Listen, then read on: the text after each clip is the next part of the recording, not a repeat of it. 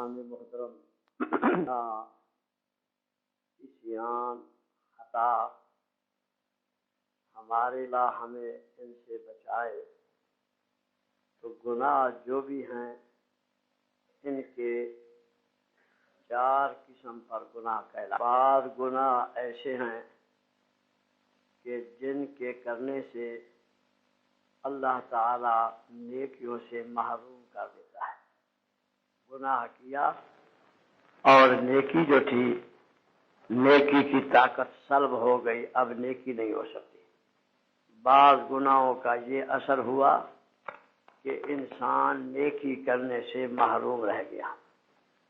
بعض گناہ ایسے ہوتے ہیں کہ جن کے کرنے سے اللہ تبارک و تعالی ہم سب کو بچائے، وہ ایسے خوفناک ہوتے ہیں کہ وہ ایک گناہ کریں گے، آگے 100 گناہ کا رستہ وہ ایک گناہ کھول دے گا، یعنی خدا کے مقابلے اور محاربت کے لیے وہ گناہ اور آ جائے گا۔ بعض گناہ ایسے ہوتے ہیں کہ جن کے کرنے سے اللہ ہم سب کو بچائے کہ انسان کا خاتمہ ایمان پر نہیں ہوتا، براہ راست ایمان پر مؤثر ہو جاتے ہیں کہ انسان سمجھے گا میں مومن ہوں، لیکن اپنے نفس میں مومن سمجھے گا، اور عند اللہ وہ شخص کفار کے اندر ہوگا، نعوذ باللہ من ذالک۔ بعض گناہ ایسے ہیں کہ جن کی وجہ سے اللہ رزق کے اندر کمی کر دیتا ہے، بھوک افلاس مسلط ہو جاتا ہے۔ یہ ایسے گناہ ہیں۔ تو گناہ کی 4 قسمیں ہو گئیں جو آپ سمجھ گئے۔ اللہ آپ کو اور مجھے تمام گناہوں سے بچائے۔ اب آپ سمجھیں کہ جو سنت نبی مکرم کی ثابت ہو، بزرگان دین نے اس پر زندگی بھر عمل کیا ہو، اس کے کرنے پر اجر عظیم، اس کے چھوڑنے پر گناہ عظیم پیدا ہوگا۔ اس سنت کے ترک کرنے سے اللہ کی ناراضگی ہو آتی ہے کہ خدا ایمان سے محروم کر دیتا ہے۔ اللہ ہم سب کو بچائے۔ الیاذ باللہ، الیاذ باللہ، نعوذ باللہ من ذالک۔ ایک ہوتی ہیں سنن خدا، جس طرح کے آذان ہو گئی، تکبیر ہو گئی، اور یہ ایسی سنتے ہیں جو انسان کے اعمال میں یہ شعائر اسلام کہلاتی ہیں، جن سے یہ پتہ چلتا ہے کہ یہ شخص مومن ہے ان سنتوں کے عمل کرنے پر۔ یعنی کوئی اذان دے رہا ہوگا تو ہم کیا کہیں گے؟ یہ مسلمان ہے۔ ہندو اذان تو نہیں دے گا، پتہ چل جائے گا یہ مسلمان ہے، مومن ہے۔ تکبیر کہہ رہا ہوگا، سمجھیں گے یہ مومن ہے، مسلمان ہے۔ داڑھی شریعت کے مطابق ہوگی، سمجھیں گے یہ مومن ہے، مسلمان ہے۔ اس واسطے کہ اس کی شکل اس چیز پر دلالت کر رہی ہے کہ اللہ تبارک و تعالی نے اس کو اسلام اور ایمان کی نعمت عطا فرمائی ہے۔ ایسی سنتوں کو کہا جاتا ہے سنن خدا، جس سے ہماری پہچان ہوتی ہے کہ ہم مسلمان ہیں۔ اب اگر کوئی انسان ان سنن خدا کو، ان ہدایت والی سنتوں کا تارک ہو جائے گا، اس کا خطرہ یہ ہے کہ وہ شخص اس سنت پر راضی نہیں تھا، وہ شخص اس سنت پر راضی نہیں تھا۔ اور ہمارے فقہا یہ لکھتے ہیں من لم یرض سنتا من سنن المرسلین فقد کفر۔ جس شخص نے، کوئی شخص ہو جو حضور علیہ السلام کی یا کسی نبی کی کسی سنت پر وہ شخص راضی نہ ہو، فرمایا وہ کافر ہو جائے گا۔ تو یعنی کیا ہوتا ہے؟ اس کے اندر ترک ہوتا ہے۔ جس طرح کہ آپ صلی اللہ علیہ وسلم نے فرمایا قیامت اس وقت تک نہیں آئے گی جب تک انسان سلام کرے گا تو پہچان پر کرے گا، بھائی میں جانتا ہوں یہ مسلمان ہے، پھر اس کو السلام علیکم کہے گا۔ اگر نہیں تو اس کو پتہ نہیں چلے گا، بازار میں، گلی میں، سڑک میں، شہروں میں جا رہا ہوگا، پتہ نہیں چلے گا یہ عیسائی ہے، مرزائی ہے، یہودی ہے، یہ اسماعیلی ہے، کون ہے، کس قسم کا ہے، تو اب اس کا پتہ نہیں چلے گا، انسان سلام نہیں کہہ سکے گا۔ یعنی اتنا مشکل ہو جائے گا سلام کہنا بھی، کوئی مسلمان ہو تو سلام کرے، اس کی پہچان نہ ہوگی۔ اب آپ غور فرمائیں، جس انسان نے پینٹ ڈالی ہوئی ہو، انگریزی لباس میں ملبوس ہو، ٹائی جو علامت صلیب ہے عیسائیوں کی وہ گلے میں ڈالی ہوئی ہو، اور منہ بالکل صاف ہو، اب وہ آ رہا ہو، ہم اس کو مسلمان سمجھ کے بھی سلام نہیں کہیں، اس میں توہین ہو جائے، اس کی نبی کی سنت کی توہین ہوگی، یہ ہمارا مورد سلام نہیں ہے، اس واسطے کہ اس کے اندر اسلام کی مسلمانوں کی علامت کوئی نہیں، یہ پورے کا پورا انگریز نظر آ رہا ہے۔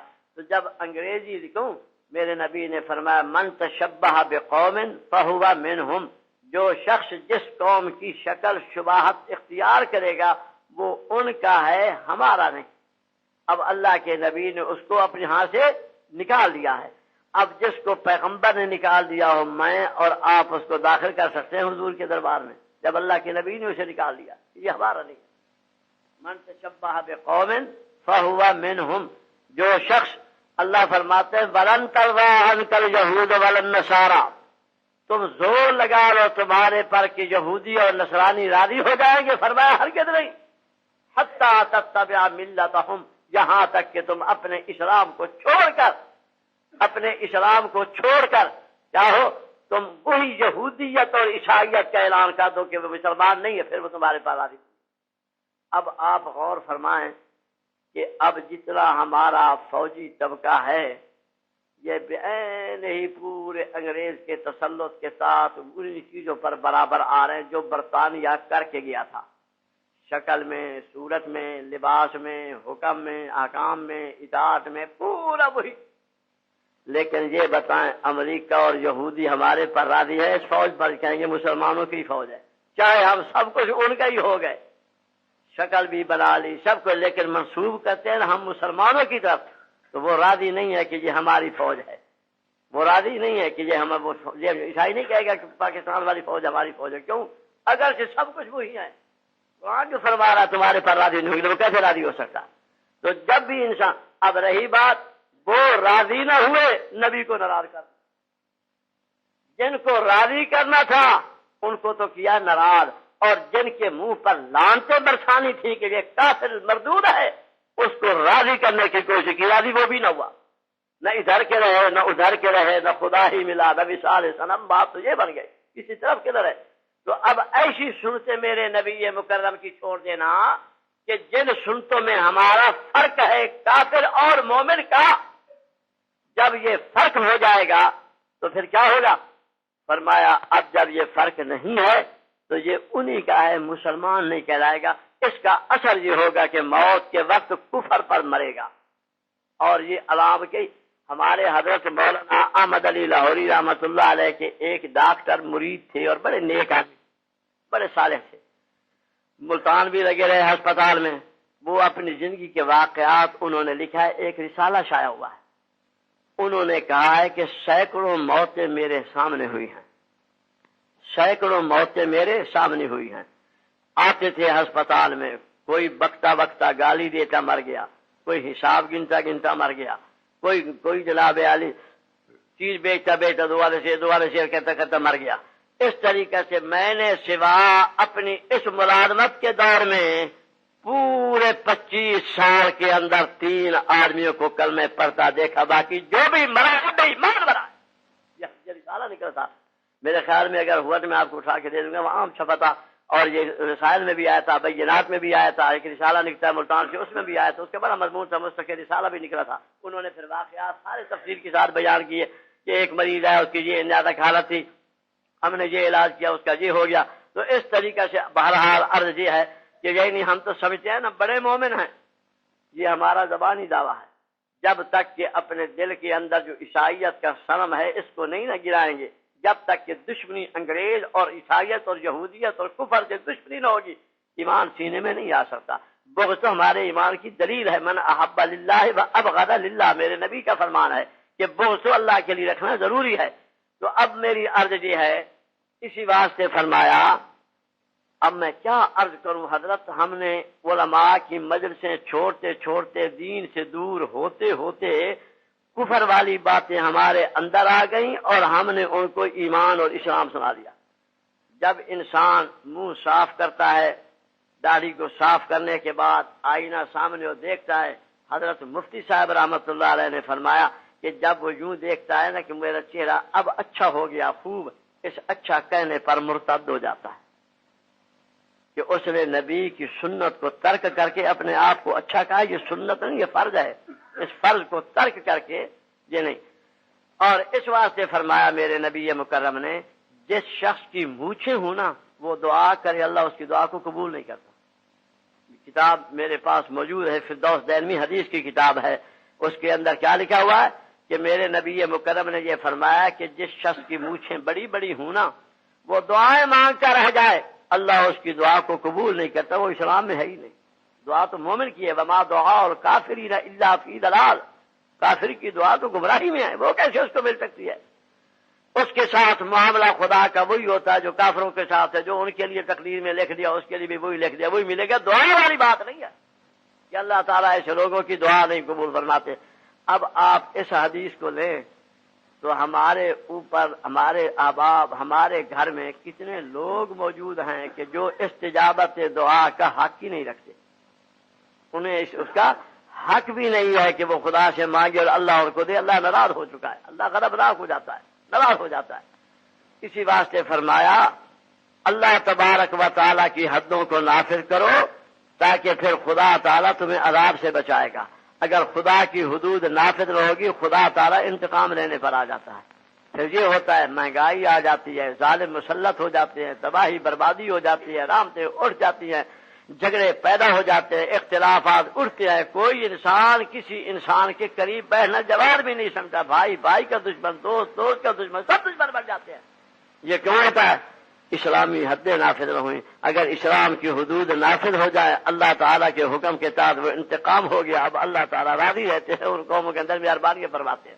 تو اسلام کی حدیں نافذ کرنا اتنا بڑا ضروری امر ہے. تو عرض میں یہ کر رہا ہوں کہ بعض گناہ ایسے ہوتے ہیں جن کی بنا پر انسان صریح ایمان سے خالی ہو کر موت کے وقت جاتا ہے. العیاذ باللہ، اللہ ہم سب کو بچائے. اس کے اندر نماز کا چھوڑنا بھی ہے، اس کے اندر دائماً سود خوری بھی ہے، اس کے اندر دواراً شراب بھی ہے، اور اس کے اندر دائماً ترک سنت بھی ہے. تو یعنی ایسی چیزوں کا کرتے کرتے انسان کا یہ حال ہوتا ہے. اللہ فرمایا قیامت کے دن جب قبریں کھلیں گی نا قبرستان اسی طریقے سے قائم ہو جائیں گے. کسی قبر سے خنزیر نکل رہا ہوگا، کسی قبر سے بندر نکل رہا. حدیث ہے فردوس دینوی کی اور کنز العمال کی کہ آپ صلی اللہ علیہ وسلم نے کیا فرمایا؟ بعض قبروں سے خنزیر نکلیں گے، بعض قبروں سے بندر نکل رہے ہوں. شکلیں مسخ ہوں گی، قد بڑے ہوں گے خوفناک، بچھو لٹکے ہوئے ہوں گے، سانپوں نے کاٹا ہوا ہوگا. کوئی سانپ زبان میں، کوئی بچھو آنکھوں میں، کوئی رخساروں پر، سارے بچھو اور سانپوں سے ڈسا ہوا ہے، کاٹ رہے ہیں. العیاذ باللہ، اللہ ہم سب کو بچائے. اور حالت یہ ہوگی کہ مسخ شدہ قبر ہے. صحابہ نے جب یہ بات سنی عرض کی یا رسول اللہ، خدا کے محبوب من ہم، وہ کون ہوں گے؟ آپ نے فرمایا جو گھر کے اندر برائی کے روکنے کی طاقت رکھتا تھا اور گھر کے اندر برائی ہوتی رہی وہ اس پر چپ رہا اور کچھ نہ کہا، اس بنا پر وہ خنزیر اور بندر کی شکل میں قیامت کے دن اٹھایا جائے گا. یعنی امر بالمعروف اور نہی عن المنکر اتنا ضروری ہے. اب آپ دیکھیں کہ جس گھر کے اندر اس قسم کے افعال کبیحہ شنیعہ کریہہ ہو رہے ہوں جو شریعت مطہرہ کے خلاف، اور باپ اور بڑا خاموشی کے ساتھ بیٹھا ہوا ہے، جو کچھ ہو رہا ہے، تو وہ کیا ہوتا ہے؟ اللہ تعالیٰ معاف فرمائے گا. اللہ معاف فرمائے پھر وہ کیا، وہ روکنے کی طاقت کے باوجود نہیں روکتا، اس پر بھی عذاب آئے گا. اور بزرگان دین نے فرمایا کہ جو بعض گناہ ایسے ہیں جو اللہ تبارک و تعالیٰ کے رزق جو خدا نے نازل کیا ہے نا، اللہ اس کے اندر تنگی کا. العیاذ باللہ، رزق کی تنگی ایسی خوفناک چیز ہے جس کی کوئی انتہا نہیں. یہ کیسے ہوتا ہے؟ یعنی ایک انسان کا گھر بددینی سے بھرا ہوا ہے، بددینی سے پورا، اور اللہ تبارک و تعالیٰ کی نافرمانی میں لگے ہوئے ہیں، کوئی ہوش اور حواس نہیں. تو اللہ معاف فرمائے رزق بالآخر تنگ ہوتے ہوتے کہیں سے کہیں انسان پہنچ جاتا ہے. اب آپ اکثر گھرانے دیکھیں گے جو فقر اور افلاس کا مجموعہ بنے ہوئے ہیں. بہت لوگوں کے اندر غربت آ چکی ہے. آپ حیران رہ جائیں کہ غربا کی حال سنیں کہ کس قدر لوگ اب تنگ ہیں غربت کی بنا پر.